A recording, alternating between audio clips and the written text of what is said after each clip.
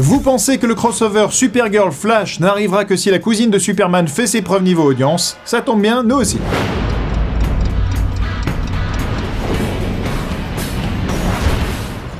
Et voici notre cher Luc Besson de retour. Après Le Cinquième Élément et Lucie, le réalisateur français revient à la science-fiction, oui la science-fiction où il y a de la baston, en adaptant la bande dessinée spatiale Valérian. Alors Valérian, c'est une BD en 21 tomes et 1 hors-série, signée Mézières et Christin, parue pour la toute première fois dans la revue Pilote, celle-là même qui avait vu débuter Astérix le Gaulois. A priori, c'est le deuxième tome que Luc Besson va adapter au cinéma, un tome intitulé L'Empire des 1000 planètes. Au cinéma, ça s'appellera The City of a Thousand Planets. Quel accent! Et c'est la deuxième fois que Luc Besson adapte une BD après les aventures d'Adèle Blanc-Sec, qui, il faut bien le dire, ne nous avait pas spécialement ravis. Le monsieur va donc pouvoir rattraper le coup avec cette épopée cosmique qui raconte les aventures des agents du service spatio-temporel qui se baladent entre l'espace et le temps pour protéger la galaxie. Une galaxie au centre de laquelle on retrouve notre Terre, devenue le centre d'un empire galactique que Valérian et sa compagne Laureline s'acharnent à défendre à leur façon. Et comme d'habitude quand il annonce quelque chose, Luc Besson ne fait pas les choses à moitié et il nous propose déjà son casting. Et oui, alors Valérian sera incarné par Dan Dehaene et Laureline par Cara Delevingne, je sais pas comment on dit.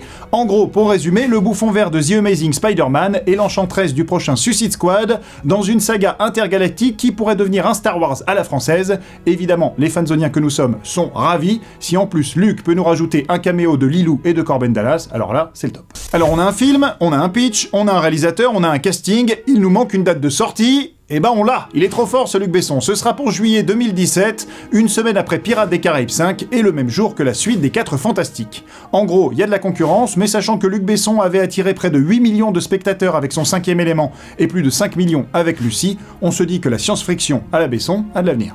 Et si vous ne connaissez pas la BD, eh bien il vous reste environ 2 ans pour la découvrir, sinon sachez qu'il existe un animé, Valérian et Laureline, produit sans l'autorisation des auteurs originaux, diffusé assez régulièrement sur la chaîne Game One.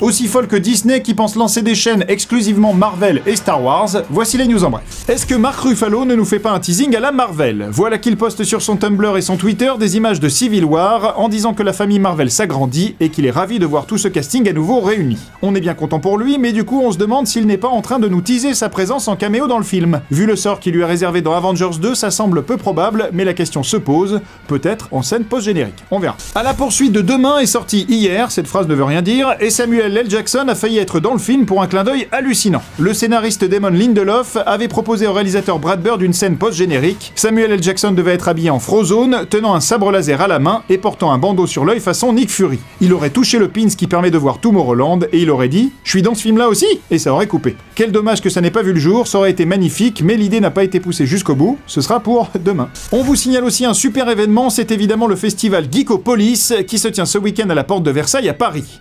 Le thème de cette année, c'est les super vilains du cinéma et des séries. Au programme, jeux de rôle, jeux vidéo, jeux de plateau et des escape rooms. Il y a aussi des conférences sur beaucoup de thématiques et des démonstrations en live des dernières améliorations en robotique, mais aussi des ateliers costumes. Bref, il y en a pour tous les goûts, donc n'hésitez pas.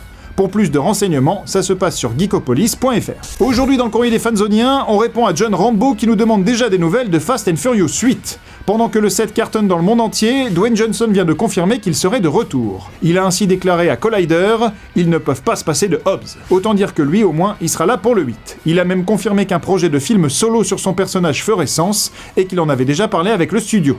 Lui, il le sent bien, mais il faut que les choses se mettent en place et que le public soit intéressé. Nous, The Rock, c'est un peu notre mascotte, alors oui, on le réclame ce film solo. Y a-t-il une vie après le labyrinthe? C'est la question à laquelle devront répondre les héros de Terre Brûlée, la suite du labyrinthe. Thomas, Teresa, Newt et tous les autres vont se rendre compte que ce qu'ils pensaient être le monde n'a peut-être été qu'une supercherie. Voici quelques images, enjoy et à demain. Car oui, on se retrouve demain, fanzone, c'est pas fini.